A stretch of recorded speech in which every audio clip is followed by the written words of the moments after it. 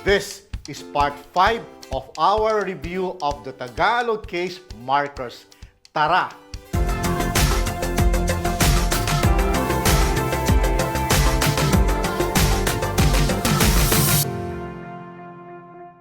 Kumusta po kayo? Welcome back! Let's continue our journey in learning a beautiful language, Tagalog, the language of the Philippines.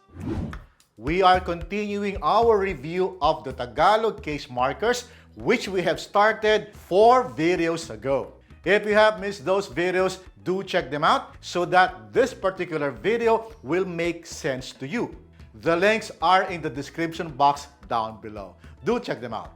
Tagalog case markers are devices that help a noun stand and signal what that noun is all about. That's because in Tagalog, nouns cannot stand alone. There are 3 main types of case markers. These are direct marker, indirect marker, and oblique marker. All 3 are used in conjunction with common and personal nouns in the singular and plural forms. We've already talked about the markers for common nouns.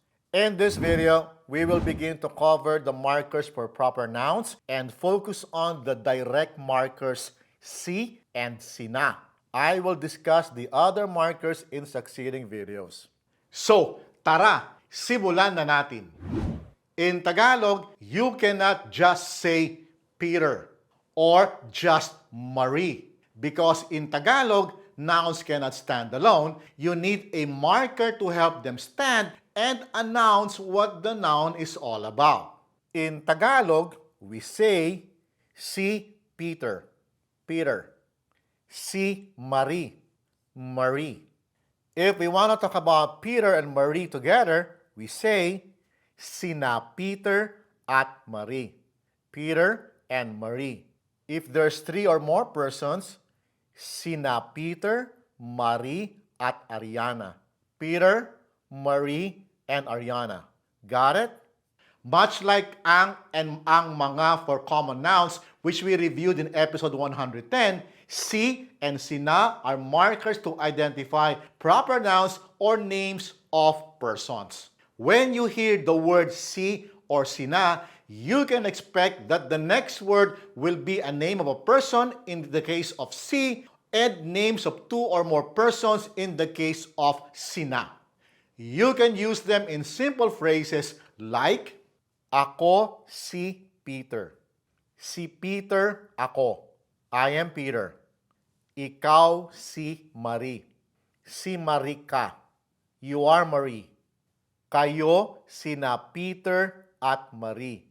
Sina Peter at Marie kayo. You are Peter and Marie. Siya si nanay. Si nanay siya. She is mom. Sila sina nanay at tatay.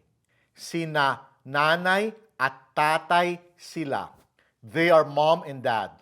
Ayos ba? Simple lang, hindi ba? Now, let's take a look at another set of sentence patterns. One for formal and one for casual settings. Let's try with subjects as names of people in the singular form. Please take note of these sentence patterns. Si Peter ay Filipino. Filipino si Peter. Peter is Filipino. Si Donald ay Amerikano. Amerikano si Donald. Donald is an American. Si Tess ay negosyante. Negosyante si Tess.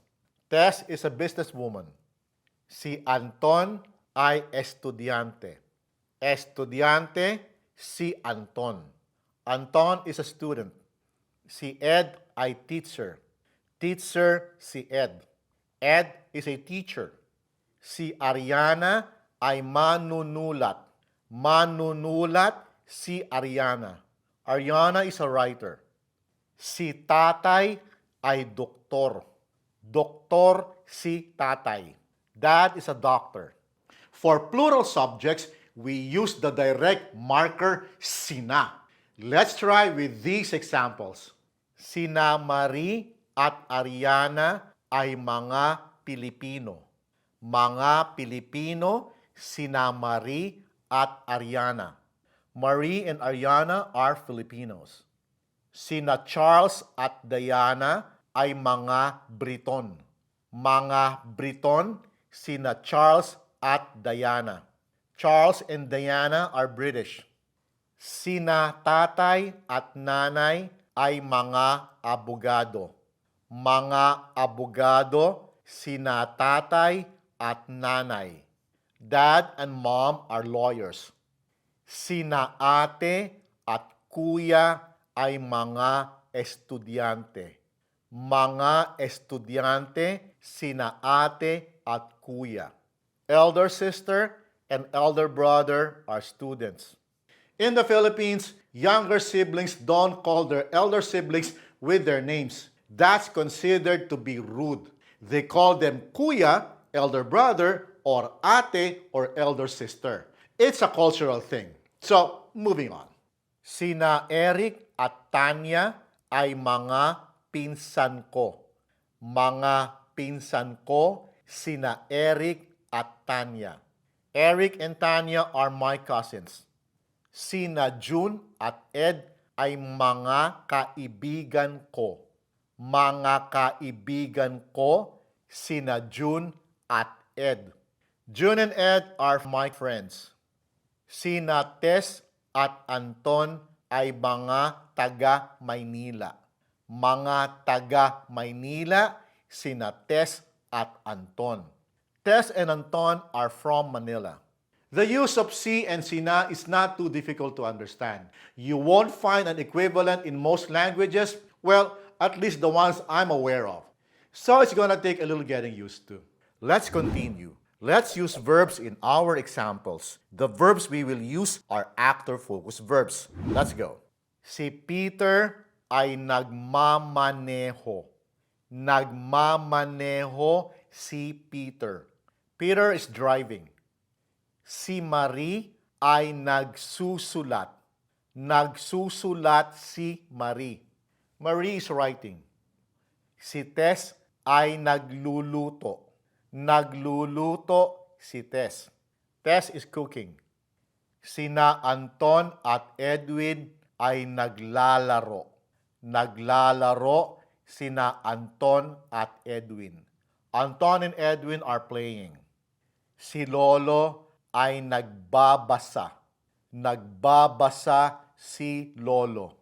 Granddad is reading. Sina nanay at tatay ay kumakain. Kumakain sina nanay at tatay. Mom and dad are eating. If you've been learning Tagalog for some time now, the word order I use is not too surprising.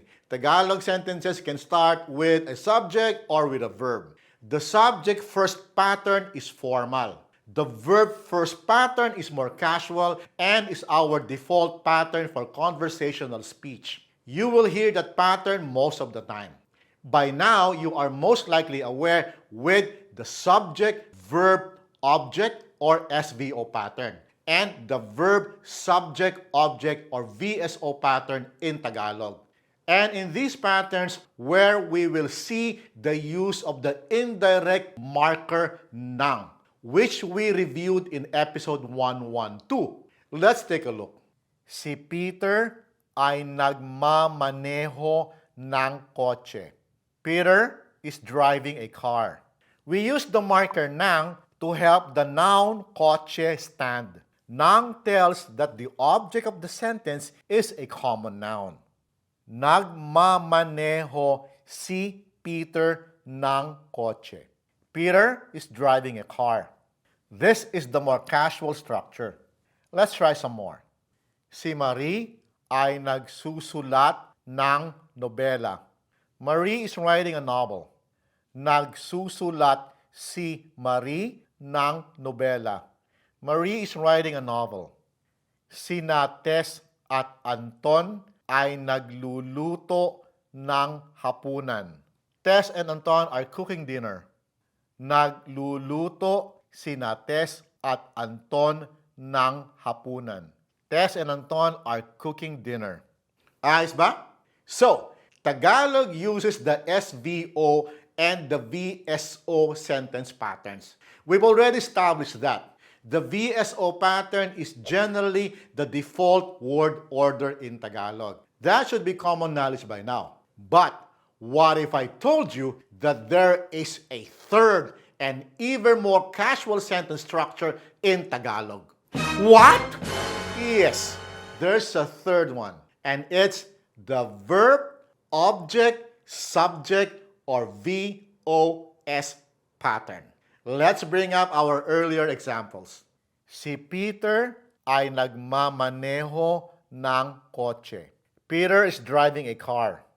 Nagmamaneho si Peter ng kotse. Peter is driving a car. Now, let's try the VOS pattern. Nagmamaneho ng kotse si Peter. Peter is driving a car. If you take a look at this sentence pattern more closely, you will see that this makes better sense. The object ng kotse sits right next to the verb nagmamaneho.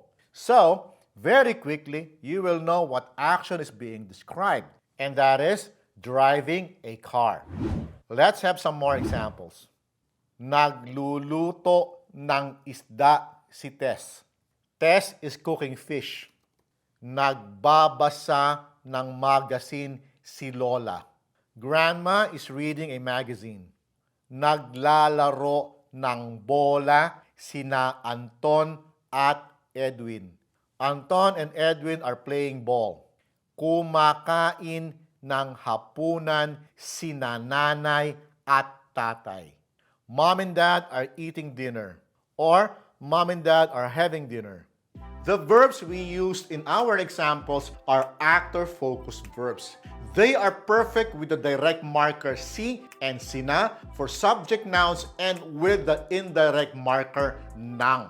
It's a different story with object-focused verbs, which I will talk about in another video. But before that, there are some more things I will need to discuss on the direct marker SI and SINA in the next video. Be sure to catch that. That's about it for now. Please give this video some love by subscribing to this channel if you're still not a subscriber, by simply hitting the subscribe button and the bell notification button so you'd be updated of new videos. And if you like this video, please give it a thumbs up. That will help tremendously. I will see you soon. Maraming salamat po at hanggang sa susunod.